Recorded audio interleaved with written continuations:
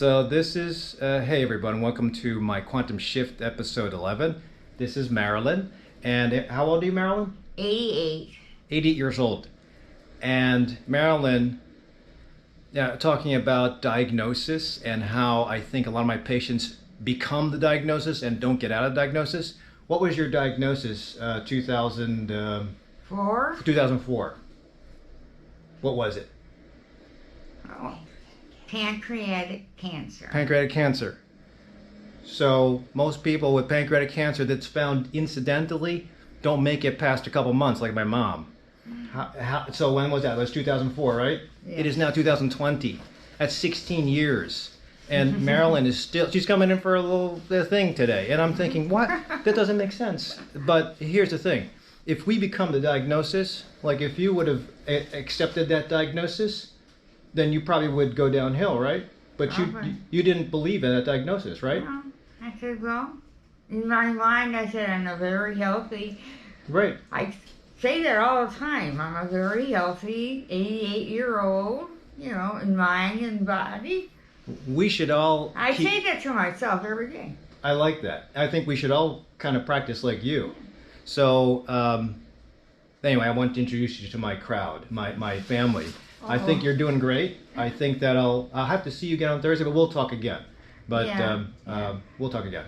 Yeah, I do have an appointment this March. Okay. All right. That's fine. All right. I'm gonna talk to these guys. Otherwise, I'll let's get the test done. Okay. Okay. All right. I'll talk to you later. All right. All right.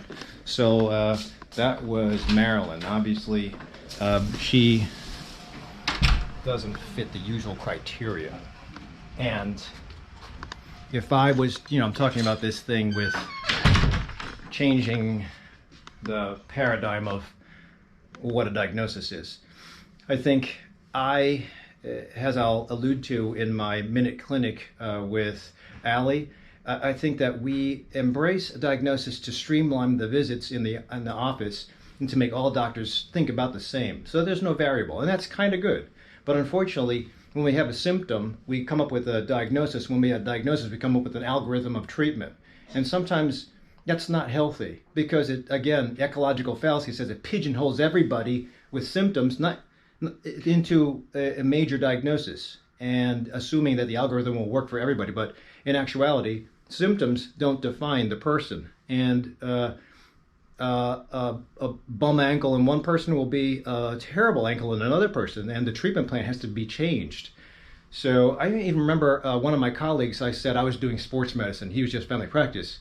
Not just family practice, but he was family practice. I said, hey, do you want to do a sports medicine fellowship? I can suggest. And he said, an ankle sprain is an ankle sprain. And I should have kicked his butt then, but that's the typical mentality, and that's what we're taught, to streamline the efficiency in the office. And if we fall behind or see patients too long, we have to streamline that even further, when in actuality, what we're doing is we're making patients buy into the same diagnosis. So your symptoms become a diagnosis, and the worst case would be if you accept that as being you. You should never accept a diagnosis as being you, because that'll pigeonhole your success. Marilyn should have died.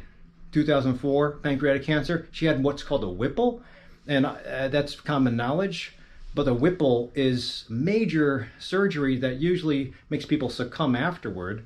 But she's still here. And so I think that she's the definition of what we should be living our lives as, not accepting that it's just a diagnosis and living past that. So today's quantum shift is I am going to live that life too. I'm not just going to be a statistical doctor that is trying to speed up the time in the clinic and make everybody that I see a diagnosis. I want to still keep that in my repertoire, but I think there's more to patients than just a diagnosis and a code. Although we get reimbursed via insurance companies that think of patients, the insurance companies think of patients as diagnoses, or unfortunately high risk and low risk.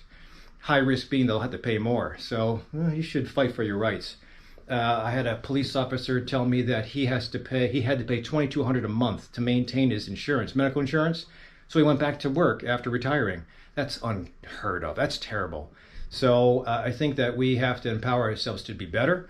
than where we're going, and to improve and return back to feeling youthful and happy and vibrant. I think there's always that possibility. I don't care what the diagnosis is. Again, if you try to think past that, I think you'll do better in the long run. And I'm going to do that for myself. So hopefully this gives you a little bit of a clarity or direction, not only with my direction, but with yours. So if you have any comments, put them down below. Obviously, we're doing real great with this. I'm feeling good. So stay tuned.